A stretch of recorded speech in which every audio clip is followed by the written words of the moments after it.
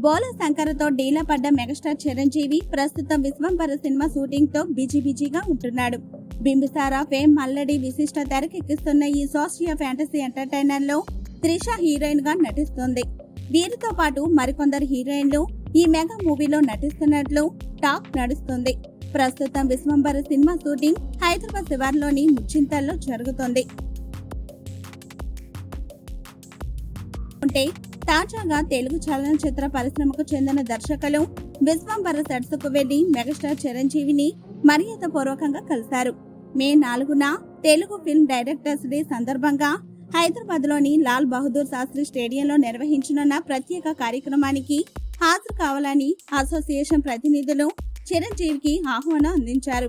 ఈ సందర్భంగా ఆహ్వానాన్ని స్వీకరించిన చిరంజీవి తప్పకుండా ఎల్బీ స్టేడియం ఈవెంట్ కు హాజరవుతానని మాట ఇచ్చారు.